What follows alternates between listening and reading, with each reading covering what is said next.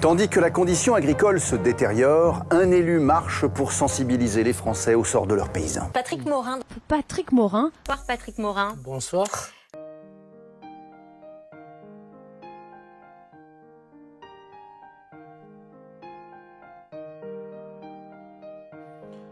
Muni de mon bâton, de mon béret et de ma parka rouge, j'ai décidé de prendre la route avec cet espoir fou que cela bouge.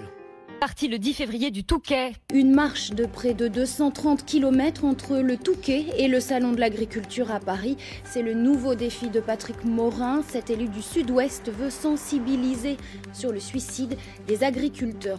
Alors Patrick Morin, je vais rappeler votre périple. Vous êtes parti le dimanche 10 février du Touquet, c'est là où se trouve la résidence d'Emmanuel Macron pour ses vacances, la résidence estivale, pour rejoindre donc la porte de Versailles. Vous êtes arrivé hier jusqu'à nous et vous allez remettre au président demain les doléances des agriculteurs que vous avez rencontrés. Quelles sont les préoccupations qui sont remontées des agriculteurs avec qui vous avez échangé pendant cette dizaine de jours? Pourquoi ne pas favoriser plus l'agriculture biologique, payer les aides bio, les MAE, etc. en temps et en heure? On demande des choses, on fait des choses et on n'est pas payé en temps et en heure. Près de Beauvais, au hameau Le Ménil, le soleil se lève. Dans cette exploitation agricole, Patrick est de passage. T'as eu le temps de cogiter toute la nuit du coup? Pas trop, mais bon. Vas-y, oui. Dans le cahier de Patrick, des doléances d'agriculteurs. Super, super, super. Mais tu vois, ça commence un petit peu à bien se remplir, oui. Je fais surtout du lait et puis des céréales. C'est trop de travail par rapport à ce qu'on est rémunéré aujourd'hui. On a peur de travailler aujourd'hui. On est contrôlé sans cesse, c'est plus possible. Telle une espèce en voie de disparition, l'agriculture française se meurt. Les contrôles, les papiers qui ne cessent d'augmenter, le stress et la surcharge mentale. Une des causes de cette détresse, ce sont les difficultés économiques. Vous commenciez à en parler. Oui. Vous avez rencontré de nombreux éleveurs, notamment de vaches laitières, je crois, qui arrivent particulièrement pas à vivre de leur métier. Tous les 15 du mois, on est payé de notre lait et on est obligé de jongler pour savoir quelle facture on va payer en premier ou pas. C'est le moment de la traite, et matin et soir. À bout de bras, seul, avec ses 45 vaches, il doit faire face. C'est une contrainte journalière. On a des êtres vivants à nourrir, à soigner si elles sont malades. C'est cette passion-là qui fait qu'on a envie de continuer aussi.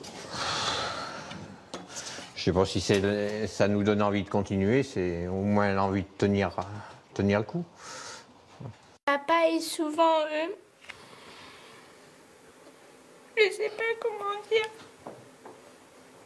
Il est souvent au travail. On profite pas souvent de lui. C'est le cœur qui parle de l'ensemble des paysans qui écrivent, quoi. Avec des larmes. Hier, j'ai eu des personnes, j'en ai encore un petit peu le sentiment, quoi, qui ont écrit ça en pleurant. Un suicide tous les 2 jours dans le monde agricole. Les agriculteurs sont de plus en plus nombreux à mettre fin à leur jour. Tous les 2 jours, en France, l'un d'entre eux se suicide. Combien de suicides faut-il encore? Combien de parents, épouses, époux devront affronter ce drame pour que quelque chose se fasse? Camille a perdu son mari l'année dernière, 31 ans, qui s'est pendu. C'est très tabou dans nos campagnes de parler du suicide. Et j'ai été encore plus sensibilisée il y a 3 ans quand j'ai eu un collègue qui a fait une tentative de suicide. Cette personne, elle a eu un souci de santé. Puis elle était à bout physiquement, moralement, et puis elle ne voyait pas d'autre solution.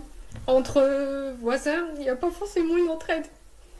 Toutes ces difficultés, Jérôme les connaît bien. L'un de ses amis s'est suicidé. Il a changé la méthode de travail, il ne voulait plus s'occuper d'animaux, il ne voulait pas faire de vignes, il voulait faire des céréales. Il s'est mis à faire des céréales, malheureusement les cours de céréales se sont effondrés. Et là il s'est retrouvé dans une difficulté financière, et ça a été la spirale, mais ça a été très très rapide. Et il a fallu quelques semaines où il a pété un câble. Et puis, il a fini par se noyer dans sa voiture, mais des conditions affreuses. Des kilomètres pour alerter sur le suicide des agriculteurs, un tous les 2 jours. Tout le long de la route, plus aucun doute, votre sincérité, votre fierté, vos larmes m'ont touché. Nourri de vos récits, je continuerai à marcher et à hurler ma colère, pour qu'enfin, des hautes sphères, vous soyez compris. Et après plus de 2000 km à pied à travers la France, Patrick Morin touchait hier son but, l'arrivée à Paris, et pas à n'importe quelle date, le jour de l'ouverture du Salon de l'Agriculture. Il avait avec lui, dans son sac à dos, les témoignages qu'il a recueillis tout au long de son parcours. J'ai fait ces 250 km donc, pour aller à la rencontre de tous ces agriculteurs. Je dois avoir une centaine, 150 témoignages à peu près. Et pardon. Sur ces témoignages, l'agriculteur, on le voit, c'est redondant, veut vivre réellement de son travail. Il a besoin d'être reconnu de ce côté-là. Il va passer 18 heures par jour, 365 jours par an à peu près, quand il a du bétail. Et il se retrouve avec 350 € à la fin du mois. Pour vivre. Pour vivre, hein. C'est une catastrophe pour eux. Tous les témoignages que j'ai pu entendre, c'est tout à fait leur problématique. Ils veulent vraiment, réellement, et c'est l'appel au secours que je ferai au président de la République, ils veulent vivre réellement et non pas entendre parler de primes, mais le travail qu'ils font comme tout artisan, comme tout commerçant. Et à 15 h, l'homme au béret et à la parka rouge a fait son entrée dans un salon privé du parc des expositions. Vous avez compris, on n'est plus du tout au milieu des animaux, on est à l'étage costard-cravate. Patrick Morin, il avait déjà réussi à rencontrer le ministre de l'Agriculture il y a quelques semaines. Ben là, il a fait encore plus fort et il a obtenu un entretien de 20 minutes avec le président de la République. Et on était là, nous aussi. Avant de dire quoi que ce soit, j'ai pris mon bâton de pèlerin, puis voilà, je vais aller me rendre compte de qu'est-ce qui peut se passer dans les campagnes pour en arriver là. Ils sont épuisés, ouais. Ils sont épuisés. Donc, ce dernier périple, je leur ai demandé tous de me remplir. Eh bien, pourquoi? Donc ça vous est adressé. Celui que je cite, Camille, c'est une jeune personne de 26 ans. Son mari s'est suicidé l'année dernière. Des problèmes. Et comme vous voyez, combien de suicides faut-il encore? Ce qu'on fait, il y a deux choses. Il y a la réponse, je vais lire ce que vous m'avez donné, ces lettres. Il y a l'accompagnement qu'on doit avoir à l'égard des familles qui vivent ça. Voilà. Ça, vous avez raison. Amont, ça va se faire. Et ça, faut qu'on réfléchisse. Mais en amont, c'est comment on permet de vivre dignement aux gens qui veulent et qui bossent. Ouais. Il y a des trucs qui sont en train de bouger. Oui. Bon, il faut là l'accompagner, le dire, parce que ça donne un espoir aux autres. Et regarder les bonnes recettes et les appliquer ailleurs.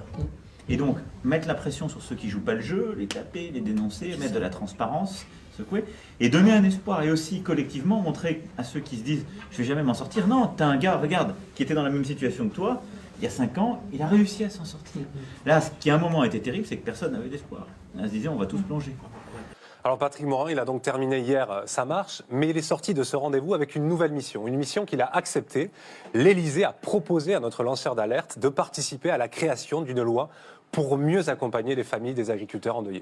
Et pour aider les familles endeuillées, Pat s'accompagne aussi au piano sur un CD 5 titres. Plus fort que le chant du cygne. Je ne suis pas Richard Klederman et je ne vais pas déchirer Instagram. Mais en hommage au sel de la terre, j'apporte en offrande ces quelques vers.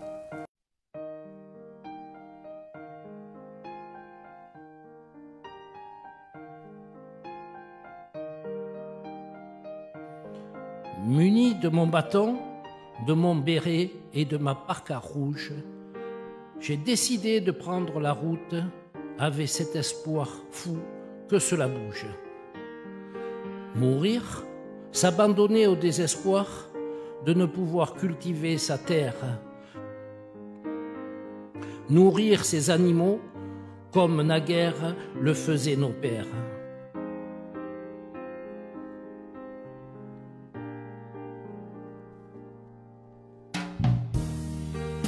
J'étais de ceux qui ne savaient pas passer de la vie à trépas, enfant de la terre, héritier de nos grands-pères. Dans le travail de la terre, il n'y a aucun répit. Enfants de la terre, vous m'avez ouvert le livre de vos vies. C'est avec mon cœur que je vous ai compris. Vous avez perdu un être cher, victime de l'oubli. Sous le poids des galères, enfants de la terre incompris. J'étais de ceux qui ne savaient pas passer de la vie à trépas. Enfants de la terre, héritiers de nos grands-pères. Tout le long de la route, plus aucun doute, votre sincérité, votre fierté, vos larmes m'ont touché. Nourri de vos récits, je continuerai à marcher et à hurler ma colère, pour qu'enfin, des hautes sphères, vous soyez compris.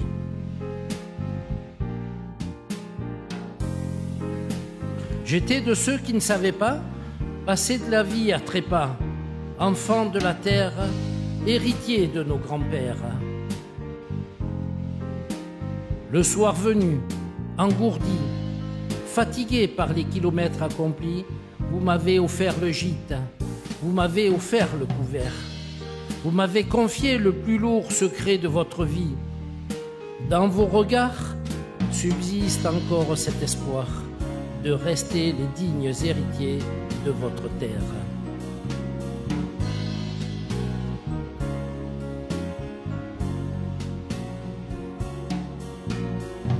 J'étais de ceux qui ne savaient pas passer de la vie à trépas, enfants de la terre, héritiers de nos grands-pères.